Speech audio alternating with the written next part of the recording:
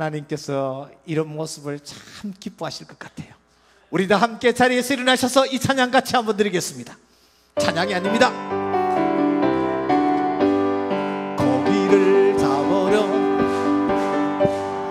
고기를 물어 강으로 갈까나 이병에 가득히 넣어가지고요 랄랄랄랄랄랄라 온다. 1절 한 번 더 고기를 잡으러 바다로 갈까나 고기를 잡으러 강으로 갈까나 이병에 가득히 넣어가지고요 랄랄랄랄랄랄라 온다야 샤샤샤 시시시 고기를 몰아서 어여쁜 이병에 가득히 차면 선생님한테로 가지고 온다라 랄랄랄랄랄라 2절 한 번 더 샤샤샤 샤샤샤 시시시 고기를 몰아서 어여쁜 이병에 가득히 차면 선생님한테로 가지고 온다라 랄랄랄랄랄랄라 3절 하하하 웃으면 심장에 좋고요 호호호 웃으면 내장에 좋고요 후후후 웃으면 단전에 좋아요 히히히히 웃으면 집에 한 번 더 하하하 웃으면 심장에 좋고요 호호호 웃으면 내장에 좋고요 후후후 웃으면 단전에 좋아요 히히히히 웃으면 집에 한 번 더 하하하 웃으면 심장에 좋고요 후후후 웃으면 내장에 좋고요 후후후 웃으면 단전에 좋아요 히히히히 웃으면 집에 4절입니다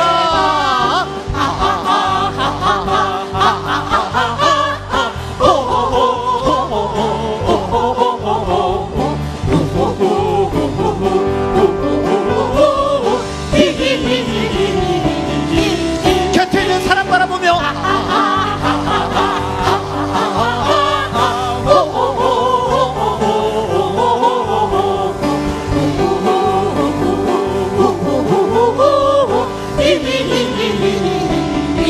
더 이쁘게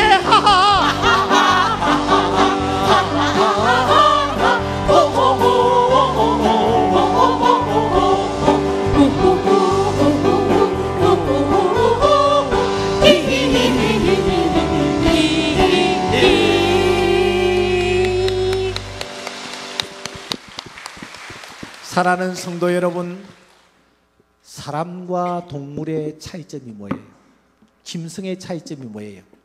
여러 가지가 있지만 짐승은 절대로 웃지를 않습니다. 개가 웃는 거 봤어요? 소가 웃는 거 보셨어요? 염소가 웃는 거 보셨어요? 하나님께서 내 형상과 모양대로 사람을 만들고 하시면서 우리를 만드셨는데 우리를 만드실 때에 중요한 특징이 하나 있어요. 그것은 바로 웃는 것입니다. 여러분, 웃음은 얼마나 소중한 것인지 몰라요? 조금 전에 하하하 웃으면 심장에 좋고요. 이건 의학적으로 다 연구가 되고 난 결과예요. 그렇게 웃으면 심장에 좋대요. 그렇게 웃으면 내장에 좋대요. 특별히 히히히히 웃으면 치매가 예방이 된대요. 여러분, 웃음을 주신 하나님께 감사와 영광의 박수.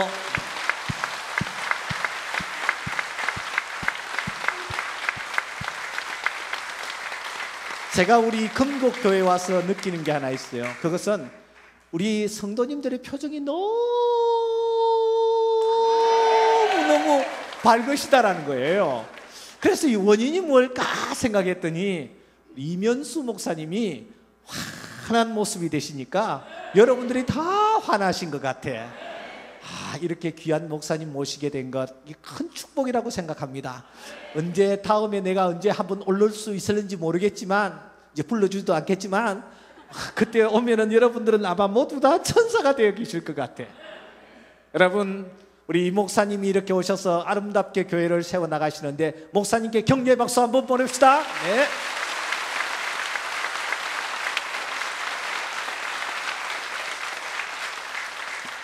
자리에 앉으시기 바랍니다. 오늘 마지막 시간이어서 내가 시간을 조금 더 쓰려고 생각하니까 중간에 가서 드라마 봐야 될 분들은 10시부터 시작하는 드라마를 오늘 꼭 봐야 되시는 분들은 조용히 가셔도 저는 절대로 말리지 않겠습니다. 오늘 저녁에 우리는 창세기 28장 1절 말씀부터 6절까지의 말씀을 읽었습니다. 시간 관계상 거기서 잘랐습니다만 조금 눈을 들여서 살피시면은 창세기 23장 전체가 한 사람의 죽음과 그 죽음과 관련한 내용이 소개되어 있는 것을 확인할 수 있습니다. 누가 죽었습니까? 사라라는 여인이 죽었습니다. 아브라함의 아내 사라가 죽었는데 그 여인이 죽고 난 뒤에 장례를 어떻게 지냈는지에 대해서 이 23장 전체가 할애되고 있는 것입니다. 여러분, 사라라는 여인은 그렇게 중요한 여인이 아닙니다. 그런데 이 사라라는 여인에 대해서 왜 이렇게 성경이 자세하게 그의 죽음에 대해서 소개하고 있을까? 우리는 성경을 가지고 읽으면서 항상 이런 의문들을 표할 필요가 있습니다. 내용은 이렇습니다. 사라가 죽었습니다. 그때 남편이 사라의 그 시신 앞에서 슬퍼하다가 벌떡 일어나서 용수철처럼 일어나서 그 동네 사람들에게 찾아갑니다. 해쪽 속에게 찾아가서 이렇게 부탁을 합니다. 여보시오, 내 마누라가 세상을 떠났소. 부탁이 있어. 나는 내 마누라를 장사 지낼 땅이 한 평도 없어. 부탁이요. 내 아내 저렇게 싸늘한 시신으로 그냥 둘 수 없잖아요. 그러니까 내 아내를 장사 지낼 땅을 좀 주시오. 그렇게 부탁을 합니다. 그러니까 그 동네 해족속들이 아주 기쁜 마음으로 예, 선생님 지금 이렇게 슬픈 일을 당하셔서 아내를 장사 지내려고 하는데 저희들이 땅을 얼마든지 제공하겠습니다. 선생님이 원하시는 만큼 가지고 가셔서 장사를 지내십시오. 금할 사람이 없습니다 하면서 그 동네 사람들이 순순히 자기네들 소유의 땅을 매장지로 제공을 하는 것입니다. 그런데 이 아브라함이 참 이상합니다. 그 사람들이 땅을 공짜로 주려고 하는데도 땅을 공짜로 받으려고 하지 않습니다. 받지 아니하고 그 사람들에게 무릎을 꿇고 이렇게 부탁을 합니다. 선생님, 제가 땅을 공짜로 받고 싶지 않습니다. 저에게 땅을 파십시오. 제가 돈을 드리겠습니다. 땅을 저에게 파십시오. 그러니까 그 해족속들이 아이고 아브라함 선생님, 우리가 부조도 할 입장인데 그 땅 그 뭐 얼마든지 선생님이 쓰셔도 됩니다. 그냥 가져가십시오. 아닙니다. 땅을 저에게 파십시오. 이렇게 해가지고 이 동네 사람들과 이 아브라함이 막 옥신각신 계속해서 밀고 댕기기를 계속합니다. 그러다가 동네 사람들이 아브라함을 가만히 바라보니 아브라함이 정말 진심이란 말이에요. 공짜로는 땅을 받지 않으려는 마음의 자세가 분명하다라는 것을 알게 되었습니다. 그래서 그 땅 주인인 해족속이 이렇게 말합니다. 선생님이 원하는 이 땅이 시가로 은 400세겔쯤 됩니다. 18절입니까? 은 400세겔쯤 됩니다.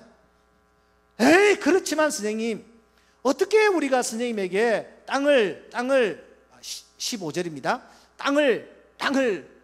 땅값을 받겠습니까? 그냥 쓰십시오. 그러니까 이 아브라함이 여기 이 땅이 시세로 은 400세겔쯤 된다고요? 예, 제가 그 돈을 드리겠습니다. 받으십시오. 이렇게 해가지고서는 그 사람들에게 땅값을 기어이 지불하고 여러분 18절 말씀해 보시면 모든 사람들이 보는 앞에서 아브라함의 소유로 확정을 합니다. 확정했다라는 말은 등기 이전을 했다 그 말이에요. 등기 이전을 하고 난 뒤에 아브라함의 소유로 만들고 난 뒤에 자기의 아내를 그 땅에다가 매장을 했다라는 것으로 오늘 23장이 끝나는 것을 확인할 수가 있습니다. 자, 저를 보세요. 이제 성경은 나중에 보시고요. 우리는 이 성경을 통해서 두 가지 중요한 질문을 이 본문을 향해서 던지지 않을 수가 없습니다. 첫째, 이 아브라함이 어떻게 지금까지 땅이 한 평도 없었던가 하는 것을 우리가 여기서 의문을 가지지 않을 수가 없습니다. 두 번째, 우리가 이 본문을 놓고 또 풀어야 할 중요한 숙제가 하나 있습니다. 그것은 아니 그 사람들이 땅을 공짜로 얼마든지 쓰라고 하는데 왜 이 아브라함이 땅을 공짜로 받지 않냐고 기어이 돈을 주고 은 400세겔을 주고 시가에 걸맞게 돈을 주고 그리고 자기의 소유로 등기전을 하고 난 뒤에 그리고 그 땅에다가 자기 아내를 장사 지냈는가? 이 두 가지 우리가 의문을 풀지 않을 수가 없는 것입니다. 그리고 이 두 가지 의문이 오늘을 살아가는 우리 금곡교회 성도들에게 성령께서 들려주시는 음성이 도대체 무엇인가, 가르침과 교훈이 무엇인가 하는 것을 우리가 이제 마무리해야 될 것 같습니다. 자, 첫 번째 우리가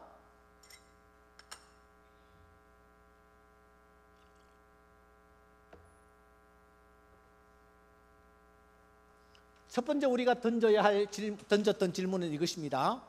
아브라함이 지금 마누라가 죽었는데 땅이 없어. 여기에 연세 많으신 분들 묘지를 준비해 놓으셨는지 모르겠는데 아브라함이 땅이 없습니다. 어떻게 지금까지 땅이 한 평도 없었던가? 이 부분을 놓고 우리가 고민을 해야 될 것 같습니다. 박정선 장로님 오늘 참 기도 은혜롭게 잘하셨는데 장로님께 내가 질문을 하나 드리겠습니다.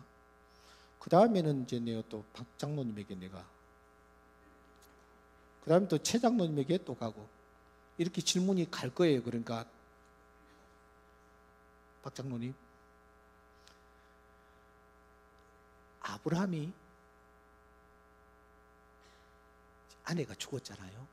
그럼 아브라함이 가나안 땅에 들어와서 생활한 지 몇 년 만에 아내가 죽었습니까? 40년. 그러면 근거가 있어요. 근거가 40년.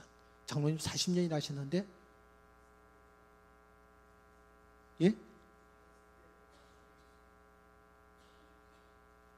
80세에 들어와 가지고 100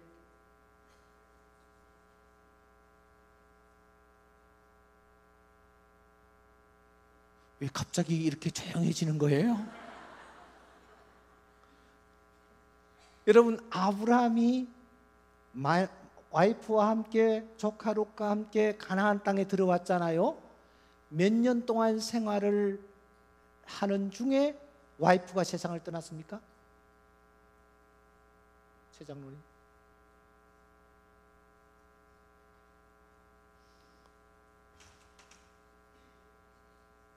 예? 예, 127세에 죽었죠. 몇 년 됐어요. 누가 엉뚱한 얘기를 방금 했습니까? 어우, 대단하신 분이 지금 앉아 계시는데 아주 방금 말씀을 잘 하셨습니다. 자, 우리 한번 계산해 봅시다. 아브람과 사라는 나이 차이가 몇 살 차이죠? 몇 살 차이죠? 10살? 10살 차이죠? 그러니까 사라가 몇 살에 죽었다고요? 127세에 죽었다고 했습니다. 그러면 그때의 남편 아브람 나이는 몇 살이었어요? 137세였어요. 창세기 12장 4절에 보면은 이 아브라함이 가나안 땅에 들어올 때의 나이가 몇 살이었다고요? 70? 네.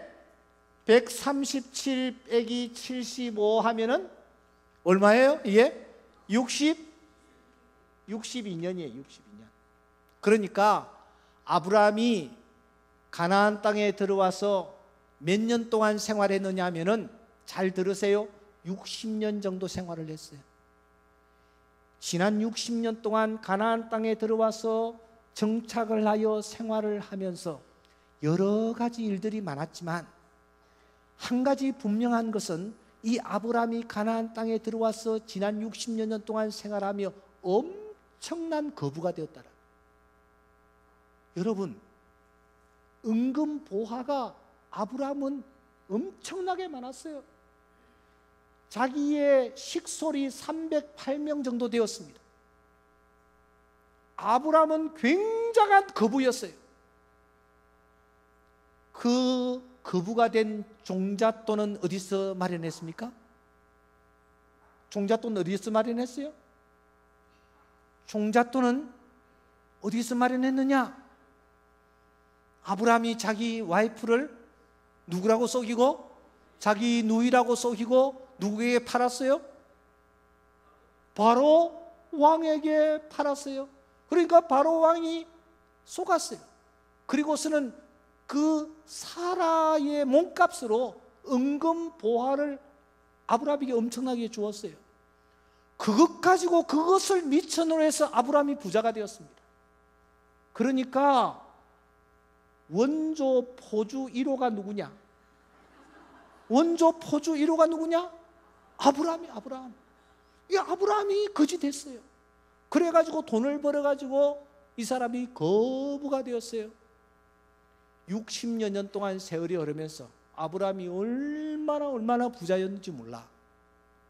그런데 아브라함이 땅을 한 평도 가지지 아니했어요. 땅이 한 평도 없었어요. 왜 없었을까요? 박장로님, 왜 없었을까요? 땅이 안 샀으니까 없지. 그건 나도 알아. 왜 안 샀을까요?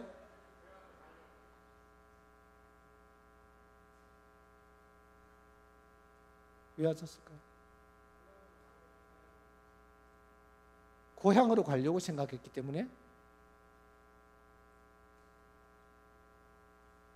김재인 장님, 그럼 그 사람은 고향을 어디로 생각했어요? 여러분, 왜 땅을 사지 않았을까요? 땅을 사려고 하면은 얼마든지 살 수 있는 여력이 있었어요. 그 땅을 사지 아니했어요.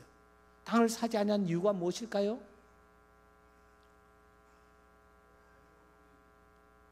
제가 작년인가 저 남아프리카 공화국 저쪽으로 가봤어요.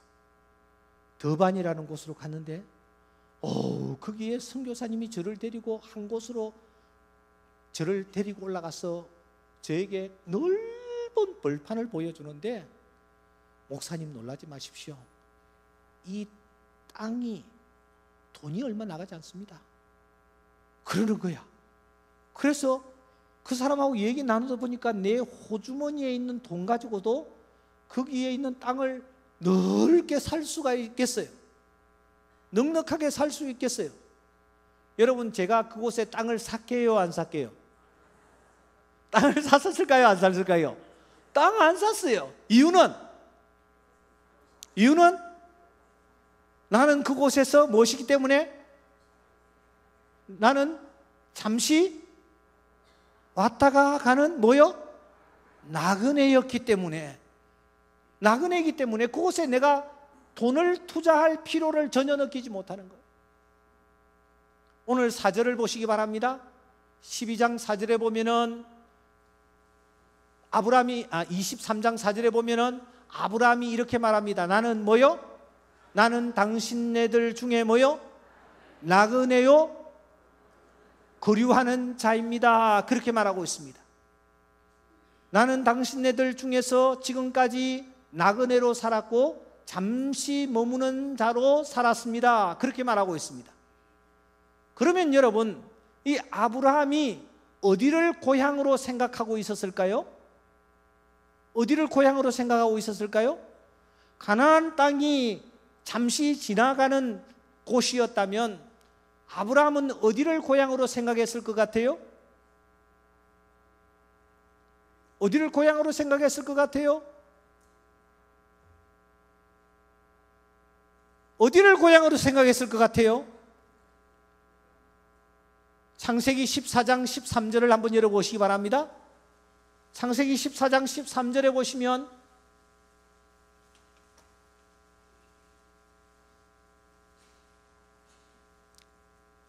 다 같이 읽겠습니다. 시작. 도망한 자가 와서 뭐요? 히브리 사람 아브라함에게 이렇게 말하고 있죠. 거기에 히브리라는 말을 언더라인 하시기 바랍니다. 히브리라는 말은 무슨 뜻일까요? 아브라함을 히브리 사람이라고 부르고 있습니다. 히브리라는 말의 뜻은 두 가지 의미가 있습니다. 하나는 강을 건넜다라는 뜻이 있고 또 하나는 에불라 나라 사람이다라는 뜻을 가지고 있어요. 그러면 에불라라는 나라는 도대체 어디에 있는 나라입니까? 여러분, 제가 잠시 지도를 한번 그려보겠습니다.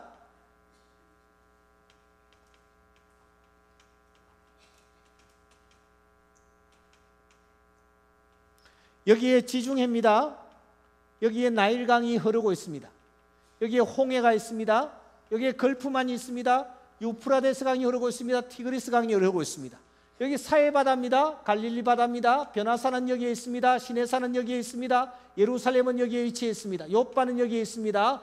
여기에 모세가 죽었던 느보산이 있습니다. 예, 대강 이 정도만 그려놔놓고 보십시다. 가나안 땅은 어디냐?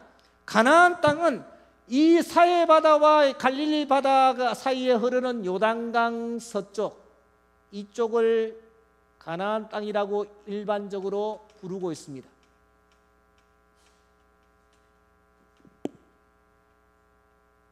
아브라함의 원래 고향은 유프라데스 강과 티그리스 강이 흐르는 만나는 이 지점, 갈대아 우르라는 곳이 아브라함의 원래 고향이었습니다. 이곳에 살고 있는 아브라함에게 사도행전 7장 2절 말씀해 보시면 하나님이 나타나십니다. 하나님이 나타나셔서 이렇게 말씀하십니다. 너는 너의 본토 친척 아비 집을 떠나 내가 내게 지시할 땅으로 가라. 그때의 아브라함이 아버지 데라의 뒷공무니를 붙잡고 아버지 데라가 이끄는 대로 그가 고향을 떠나기는 떠나는데 아버지 뒤를 따라가는 것입니다. 아버지가 그때 어디로 갔습니까? 유프라데스 강 유역을 따라서 이쪽에 하란이라는 곳에 가서 머물게 됩니다. 하나님께서는 아브라함에게 갈대아 우르에서 가나안 땅으로 가라고 지시하셨습니다. 그런데 아브라함은 가나안 땅으로 직행하지 아니하고 우회를 하기 시작했습니다. 여러분, 이곳은 황량한 벌판이요 사막지대입니다. 그러므로 아브라함은 이렇게 하나님의 말씀에 순종해서 가면은 자기는 죽을 것이라고 생각했던 것 같습니다. 그래서 그는 이 유프라데스 강이 흐르는 이 유역, 이곳에는 사람도 살고 있고 양식도 풍부하고 이곳은 또한 평지도 있고 하기 때문에 이쪽을 따라서 쭉 위로 올라간 거예요. 위로 올라가는 거예요. 이 하란이라는 곳에 머물렀는데 이 하란이라는 곳이 어떤 곳이냐면은 그 당시 이 지역에 큰 나라가 하나 세워져 있었는데 그 나라 이름이 무엇이냐면 에불라라는 나라예요. 에불라라는 나라가 형성되어 있었는데 에불라라는 나라의 수도가 하란이었어요. 데라와 아브라함이 이곳에 가서 정착을 하기 시작했어요. 하나님은 여기에 가라고 했는데 하란에 가서 머물고 있었습니다. 그때에 여기에서 머물고 있는 아브라함에게 어떤 일이 일어났느냐? 하나님이 두 번째 나타나셔서 명령하십니다. 잘 아시는 말씀이지만 우리가 창세기 12장 1절을 빨리 열어봅시다. 창세기 12장 1절에 보시면 다 같이 시작. 여호와께서 아브라함에게 이르시되 너는 너의 본토 친척 아비 집을 떠나 내가 내게 지시할 땅으로 가라. 이 말씀은 하나님께서 아브라함에게 두 번째 나타나셔서 하신 말씀이에요. 첫 번째는 언제 나타났느냐? 사도행전 7장 2절에 보면은 메소포타미아 여기에 있을 때에 하나님이 나타나셨다고 말씀합니다. 갈대아 우르에 있을 때에 하나님이 첫 번째 나타나셨고, 하란에 있을 때에 하나님께서 두 번째 나타나셔서 명령하셨습니다.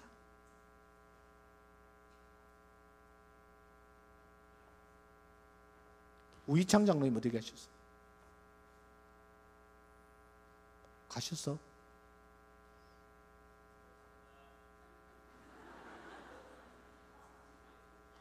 아, 예. 장로님 일 보세요, 거기서. 자, 여기서 우리가 던져야 할 질문이 하나 있습니다. 아브라함이 두 번째 나타나셔서 너는 너의 본토 친척 아비 집을 떠나 내가 내게 지시할 땅으로 가라 했을 때에 아버지 데라가 살았을까요? 죽었을까요? 살았을까요? 죽었을까요? 이럴 때 여러분 안타를 좀 쳐야죠. 살았어요? 죽었어요? 자, 11장 32절 다 같이 시작. 데라는 뭐요? 어디에서? 몇 살에? 몇 살에? 예, 몇 살에 죽었다고요? 신선호 장로님, 하나님께서 두 번째 나타나셨을 때에 아버지 데라는 살았습니까? 죽었습니까? 좀 크게 얘기하십니다. 진짜 죽었습니까? 확실합니까? 믿어도 됩니까? 믿어도 된대요. 우리 11장 26절을 한번 찾아봅시다. 창세기 11장 26절 다 같이 시작.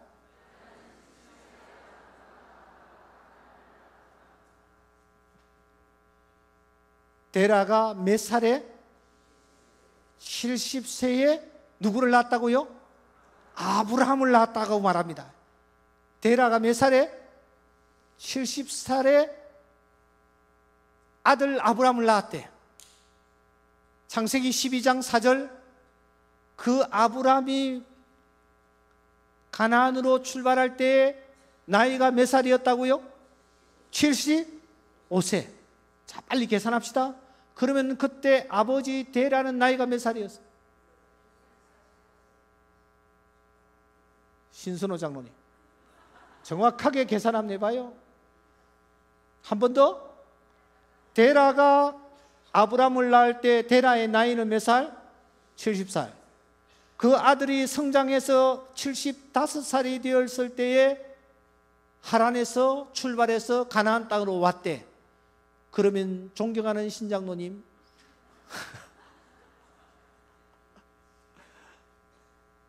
아버지 몇 살이었어요?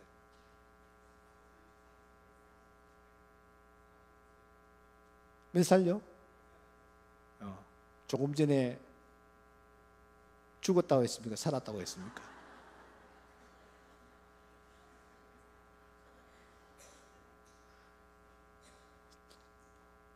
죽었다고 했습니까? 살았다고 했습니까? 여러분, 아버지 데라는 살아 계셨어요. 살아 계셔도 펄펄 살아 계셨어요. 그런데 성경이 우리로 하여금 잠깐 착각하게 만듭니다. 왜냐하면 205세를 향수하고 죽었더라 하고 난 뒤에 뭐요? 12장 1절이 등장하기 때문에 아버지가 죽고 난 뒤에 하나님이 나타나셔서 말씀하셨구나, 그렇게 우리가 착각할 수가 있어요. 그러나 사실은 그렇지 않습니다. 성경을 기록한 저자가 데라에 관한 행적은 11장에서 마무리해버리려고 205세를 향수하고 죽었더라 하고 끝내버리는 거예요. 그 다음부터는 데라에 관한 기사는 1절 성경에 등장하지 않습니다. 12장부터는 누구의 행적이 소개됩니까? 아브라함의 행적이 소개되기 때문에 11장에서 아직 죽지는 않았지만 이 사람은 205세까지 살다가 죽었다, 그렇게 마무리해버린 거예요. 그러나 우리가 방금 계산한 대로 아브라함이 여기에서 하란에서 가나안 땅으로 내려올 때에, 이렇게 내려올 때에 아브라함의 나이는 75세, 아버지는 145세였어요. 아버지가 여기 살아계셨어요. 그래서 이 아브라함은 여기에 있으면서도 자기의 고향을 어디로 생각하고 있느냐? 어디로 생각하고 있습니까? 아버지가 살아계시는 하란을 고향으로 생각하는 거예요. 여러분 24장 4절을 보시기 바랍니다. 24장 4절에 보면은 고향이라는 단어가 등장하고 있죠? 있어요, 없어요? 내 고향으로 가서, 고향, 어디를 얘기하는 것입니까? 지금 아버지가 살아계시는 하란을 얘기하는, 하란을 고향이라고 얘기하는 거예요. 자, 이제 저를 보시기 바랍니다. 아브라함이 가나안 땅에 들어오고 싶어서 들어왔을까요? 말씀에 순종하여 감사합니다, 오 할렐루야, 여기가 가나안이군요 하고 지금 들어왔습니까? 억지로 들어왔습니까? 이 사람은 억지로 들어왔어요. 여기에서부터 일로 기쁜 마음으로 가지 않았어요. 아버지 뒤를 따라 올라갔어요. 올라가서 여기서 정착을 했어요. 가나안 땅에 들어갈 생각조차 하지 않았어요. 이곳에 들어가려고 생각조차 하지 않냐고 이곳에 정착하고 있었어요. 그래서 12장 5절에 보면은 마침내라는 말이 나옵니다. 마침내라는 말은 억지로, 어찌어찌하여, 불가피하게, 이런 뜻입니다. 이 아브라함이 여기에서 여기에 내려오고 싶지 않았어요. 그런데 하나님이 등을 떠미신 거야. 그러니까 이 아브라함이 이곳에 내려와서 생활을 하고 있는데 항상 마음은 어디에 가 있습니까? 어디에 가 있어요? 저쪽에 가 있는 거야. 그래서 동네 사람들이 아브라함 보고 별명을 하나 붙여주는데 그 별명이 무엇이냐면 히브리 사람이에요. 저 사람 청주 때, 춘천 때 그 말이에요. 저 사람은 어느 나라 사람이다? 가나안 나라 사람이 아니고 에불라 왕국 사람이다, 이렇게 해가지고 히브리 사람이다라는 별명을 붙인 거예요. 항상 아브라함은 응거주춤할 자세로 내가 여기 내려올 사람이 아니야, 내가 어쩌다 흘러서 여기 와 있는데 난 어디 갈 사람이야? 저기가 내 고향이야, 저기 갈 사람이야, 그런 생각을 하고 하루하루 살고 있으니 아브라함이 이 옥목사처럼 땅을 살 필요를 느꼈을까요? 느끼지 않았을까요? 예?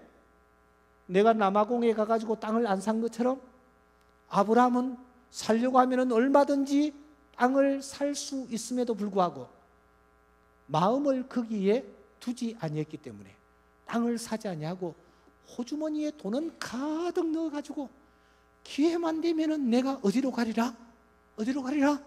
나는 히브리 사람이야, 난 저곳으로 갈 거야, 이런 생각을 가지고 아브라함이 살았어요. 그러던 어느 날 건강하기 거지없던 아내가 눈앞에서 탁 쓰러지는 거예요. 췌장암이 걸렸을까요? 유방암이 걸렸을까요? 무슨 병이 도대체 들었을까요? 저는 성경 앞뒤 문맥을 볼 때에 이 사라가 마지막 죽음을 앞에 놓고 분명히 자기가 죽을 것을 얘기를 하면서 남편에게 뭔가 한마디를 던졌다라고 생각합니다. 왜 그렇게 생각하느냐? 여러분, 아브라함은 그래도 믿음의 조상으로서 그래도 뭐 아들을 갖다가 하나님 앞에 바치고 뭐 이런 모습이 보이는데 사라는 뭐 한 게 하나도 없어요. 일생 동안 한 게 여러분 무엇이 있습니까? 외간 남자에게 가서 안기고 또 자기 몸종을 아브라함의 침대에다가 밀어넣고 또 시기와 질투가 너무 많아가지고 이스마엘과 하갈을 갖다가 저 광야로 쫓아내버리고 일생 동안 한 게 없잖아요. 그런데 하나님께서 무엇이라고 말씀하시느냐? 하나님께서 이 사라를 믿음의 조상의 어머니라고 우리에게 알려주고 계세요. 한 것이 아무것도 없는데, 그러면 도대체 이 사라가 무엇을 했느냐는 것입니다. 그것이 바로 23장이에요. 이 사라가 죽으면서 사라가 남편에게, 집사님 손잡고 딱 잡고, 내가 집사님은 아브라함이야, 나는 뭐야? 사라야. 사라가 남편을 딱 붙잡고, 여보, 내가 오늘까지 당신 말에 하라면 하고 순종해 왔어. 갈대아 우르에서 같이 가자 할 때 따라왔고, 하란에서 가자 할 때 따라왔고, 여기까지 왔어. 당신이 나를 외간 남자 침대에 밀어넣을 때도 나는 예 하고 순종했어. 이제 내가 세상을 떠나는데 내가 당신에게 꼭 부탁하는 거 하나 있어. 하나님이 이 땅을 우리에게 고향으로 삼으라고 하셨는데, 나 타향에 묻히고 싶지 않소. 고향에 묻히고 싶소. 나 당신 이름이 등기 이전되어 있는 땅에 내가 묻히고 싶소. 이 소원 들어주시오. 이렇게 이분이 너무 아멘을 잘해가지고 앉으세요. 그렇게 이 사라가 유언을 하고 죽었던 것이 틀림없어요. 그렇지 않고서는 이 본문이 이해가 되지 않는 거예요. 그렇지 않고서는 사라가 어떻게 해서 믿음의 조상의 어머니가 되었는지 설명이 되지 않는 것입니다. 사라가 죽으면서 하나님이 이 가나안 땅을 나에게 고향으로 주셨는데 나는 고향에 묻히고 싶다. 그래서 남편들어 땅을 구입했어. 등기 이전을 하고, 그리고 나를 그 땅에 묻어달라고 부탁한 거예요.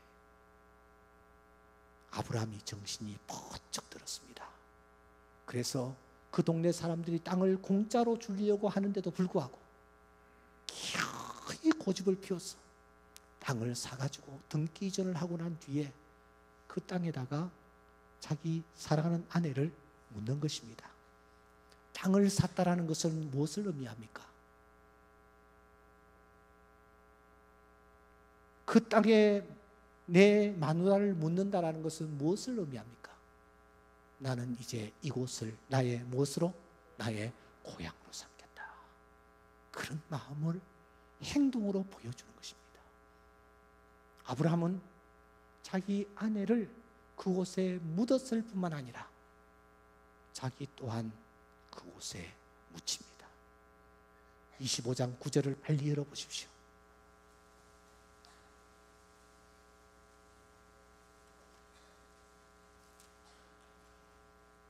(25장 9절) 다 같이 시작.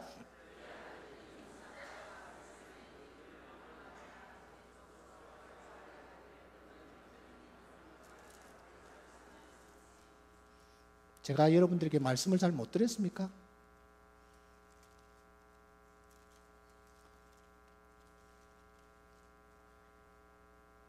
예, 제가 말씀을 잘 못 드렸. 25장 9절 맞죠? 예, 거기에 누가 묻힙니까?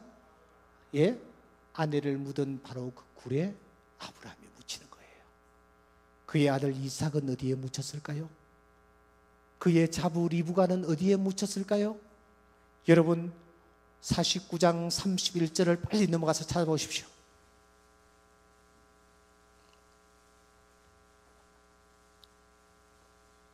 (49장 31절) 다 같이 시작.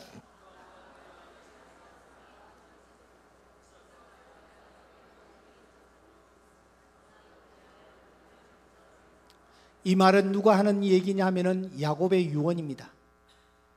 내 아버지도 그곳에 묻혔고 내 어머니도 그곳에 묻혔다. 나도 마누라 가운데서 정실 부인 레아를 그곳에 묻었다. 나도 그곳에 묻히기를 원한다. 지금 야곱이 어디에 있나요? 야곱이 어디에 있나요, 여러분? 애굽 여기에 있습니다. 고센 땅에 있습니다. 이곳에서 야곱이 지금 운명하는 것입니다. 운명하면서 야곱이 마지막 유언을 무엇이라고 남깁니까? 너희들 이 가나안 땅, 이 고센 땅, 이 기름진 곳에서 형제들끼리 부자 되어서 잘 먹고 잘 살아라, 의좋게 살아라, 이렇게 유언하지 않냐고. 야곱이 남긴 유언은 단 한 가지입니다. 내가 죽으면 너희들이 나의 시신을 메고 이 시신을 이곳으로, 국경을 넘어 이곳으로 가나안 땅에 가지고 와서 나를 묻어달라는 유언 남기고 세상을 떠납니다. 당시에 요셉이 실력자이었기에 가능했겠습니다만, 여러분 자세히 보십시오. 야곱이 죽었을 때에 여기에서 시신을 메고 여기까지 운구를 하여서, 그 먼 곳까지 운구를 하여서 야곱을 장사 지내는 것을 우리가 발견합니다. 세월이 흘러 요셉이 세상을 떠납니다. 요셉이 세상을 떠나면서 그가 유언했던 것은 무엇입니까? 너희들 이렇게 큰 피라빗 나를 위해서 만들어 달라고 유언한 것이 아닙니다. 그는 이렇게 말합니다. 너희들이 지금 이곳에 머물고 있지만 언젠가는 하나님께서 너희들을 이끌어서 고향으로 가게 하실 것이다. 그때 너희들은 내 해골을 파서 메고 올라가라는 유언을 남기고 나를 매장하지 말고 입감만 하라고 유언을 하는 것입니다. 그래서 그 후손들이 유언을 합니다. 그로부터 살아는 성도 여러분, 400년의 긴 세월이 흘렀습니다. 모세라는 사람이 태어났습니다. 이스라엘 백성들을 이곳에서 끌어내어 저 가나안 땅까지 가는 여정이 시작되어집니다. 우리가 잘 아는 대로 그때 이 모세가 얼마나 마음이 초급했는지 모릅니다. 서서 허리띠를 메고 유월절 여러분 행사가 얼마나 급하게 이루어졌습니까? 그런 와중에서 이 모세가 무엇을 도대체 하고 있습니까? 여러분 성경을 살펴보시기 바랍니다. 출애굽기서 13장 19절입니다. 출애굽기서 13장 19절 다 같이 읽겠습니다. 시작.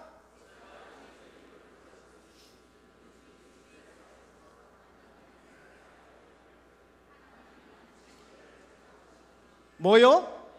모세가 뭘 했다고요?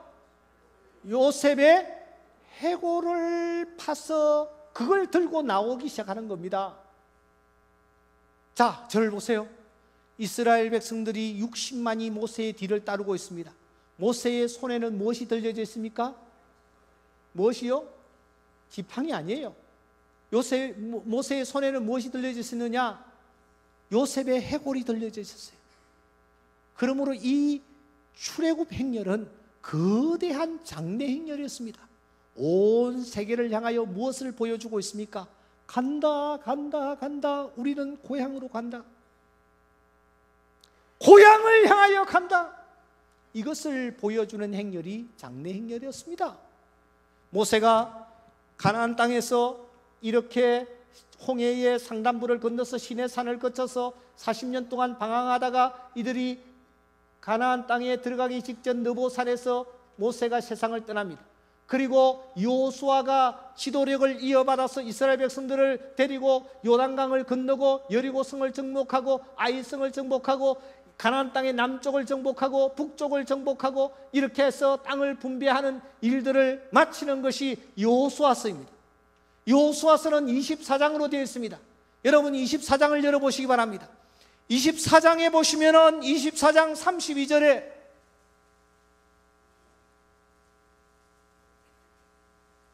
여호수아서 24장 32절 다 같이 시작.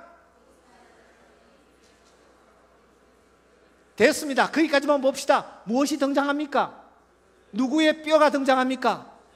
이 요셉의 뼈가 등장하는 거예요. 요셉의 뼈를 가나안 땅에 장사 지내는 것으로 출애굽의 대장정, 정복 역사의 대장정이 마무리되는 것입니다.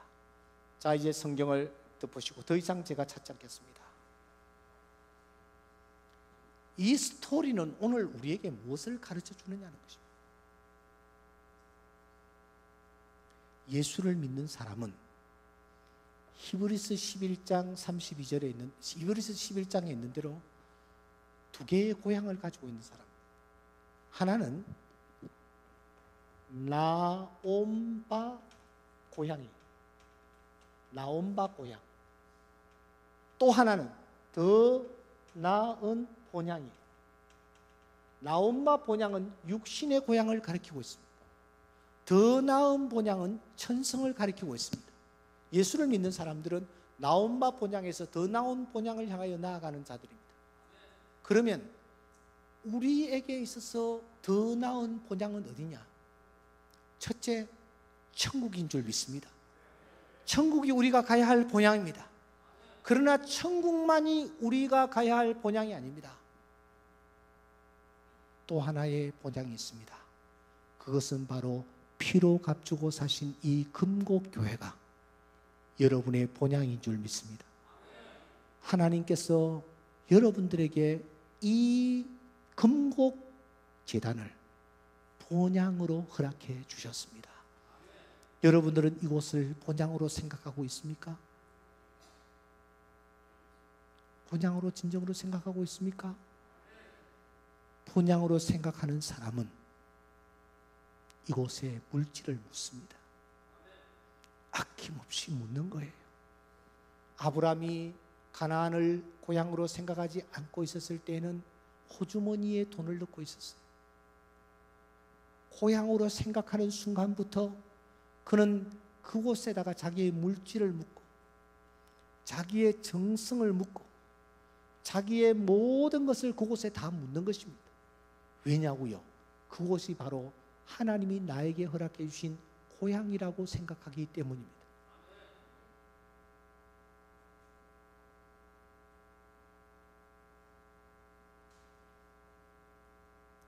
금곡이라는 이 동네는 어떤 동네인지 제가 잘 모르겠습니다만, 제가 사는 일산이라는 동네는 분당하고 일산하고 신도시로 새롭게 형성된 도시입니다만, 일산에 사는 사람들이 강남에 살다가 못 살아서 일산에 온 사람들이 많이 있어요. 그래서 이 사람들은 응거주춤해. 기회만 있으면 내가 어디로 간다? 강남으로 가겠다라는 생각으로 마음을 잘 붙이지를 않아. 그래서 저 사람이 정말 우리 교회 교인인가 아닌가라고 생각되지 아니할 정도의 사람이 많이 있어요. 우리 근곡교회는 그런 분 한 분도 없으려고 생각합니다. 근데 일산 저 너머 동네에는 그런 사람들이 많이 살고 있어요. 내가 어찌다 보니까 여기까지 흘러들어왔는데 나는 이곳에 있을 사람이 아니야. 나는 기회만 되면 빠져나갈 사람이야. 그런데 뭐 여기에 정을 붙이고 사람들과 교제하고 여기에 물질을 쏟을 필요가 무엇이 있겠는가? 이런 생각을 하는 사람들이 많이 있다라는 것입니다. 대표적인 사람이 누구였느냐? 이 옥목사였어요. 제가 충정교회 가가지고 그런 생각을 얼마나 많이 했는지 모릅니다. 내하고 잘 안 맞는 거예요. 내가 잘못 왔다라고 생각하고 있었어요. 기회만 있으면 나는 가야 될 사람이라고 생각하고 있었어요. 내가 이래봐도 공부 제법 잘했는데 몇 등 했는지는 말을 안 하겠습니다. 내가 이래도 강남 사랑의 교회에서 부목사로 있었는데 뭐 이런 생각들을 하면서 여기에 정을 못 붙이는 거예요. 그래서 기독신문이 오면은 담임 목사 청빙 광고 이것만 늘 쳐다보고, 그러던 어느 날 제가 어떤 일로 탁 하나님에게 맞았어요. 그리고 창세기 23장을 읽으면서 제가 하나님 앞에 얼마나 회개했는지 몰라요. 그리고 난 뒤에 제가 제일 처음 한 것이 무엇이냐? 저의 본적을 충정교회로 옮기는 작업을 제가 했습니다. 여러분, 제가 성이 뭐예요? 이 옥가가 옛날에 믿든지 말든지 그렇대. 근데 나라가 망하면서 이 사람들이 거제도로 숨어 들어갔대. 거제도에서도 제일 골짜기에 숨어 들어갔대. 그것도 모자라 가지고 여기다가 점을 하나 탁 붙여서 옥가가 됐대. 그래서 제 고향은 거제도에서도 제일 골짜기에 있어요. 거기서 오래전부터 그곳에서 내려오다가 5대째 제 5대 선조가 신앙을 받아들였던 것 같아요. 그래서 믿음 생활을 하면서 옹기종기 살았어요. 그런 이 흐름에서 이 옥성석이라는 자가 장손이에요. 그러므로 여러분, 경남 거제군 거제시지 신원읍 삼거리 580번지는 정말 중요한 번지예요. 그것을 제가 딱 빼가지고 충정교회에다가 본적을 딱 옮겼어요. 마음이 좀 이상하긴 이상했습니다만, 나는 이제 나온 바 본향에 연연하는 사람이 아니라 더 나은 본향, 하나님께서 나에게 마련해 주신 그 본향을 향하여 나아가는 사람이다 라는 것을 내 몸으로 내가 실천하기 위해서 그렇게 제 본적을 교회로 옮겼어요.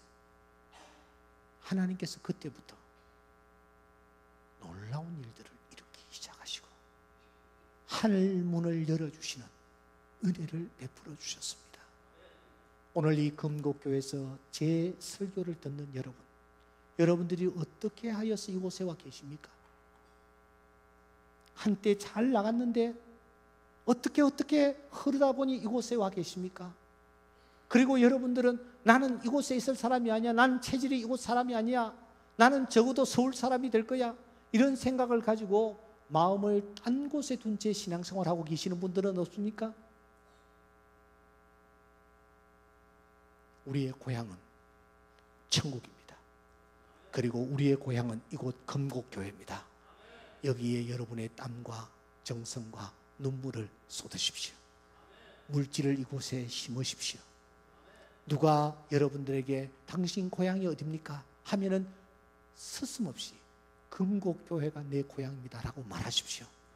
이러한 자들을 하나님이 축복하시고, 이러한 자들을 믿음의 조상으로 삼으시고, 이러한 자들 앞에 하나님께서 하늘 문을 열어주실 줄 믿습니다. 아브라함이 정을 붙이기 힘들었지만, 긴 세월 동안 정을 붙이기 힘들었지만 아내의 죽음을 계기로 하여서 그가 그곳을 고향으로 삼았을 때 하나님께서 이 아브라함을 믿음의 조상으로 우리 앞에 높이 세워주시고 더 큰 놀라운 은혜와 축복을 허락해 주신 것을 기억합니다. 우리 다 같이 곁에 있는 분들과 인사를 나눕시다. 고향 어디십니까? 제 고향은 금곡교회입니다. 한 번 더, 고향 어디십니까? 고향 어디십니까? 제 고향은 금곡교회입니다.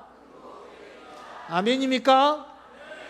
이면수 목사님 고향 어디십니까? 이면수 목사님 고향 어디십니까? 아멘. 우리 이 목사님이 방금 고백을 했습니다. 내 고향은 금곡교회라고요. 우리 모두가 함께 이곳을 내 고향으로 삼고 여기에 우리의 모든 것을 한번 쏟아부어 봅시다. 물질도 심고, 정성도 심고, 시간도 심고, 사랑도 심고, 기도도 심고, 눈물도 심고, 내가 가지고 있는 모든 것을 이곳에 심을 때에 30배, 60배, 100배의 결실이 일어나는 은혜를 하나님께서 맛보게 해 주실 줄 믿습니다.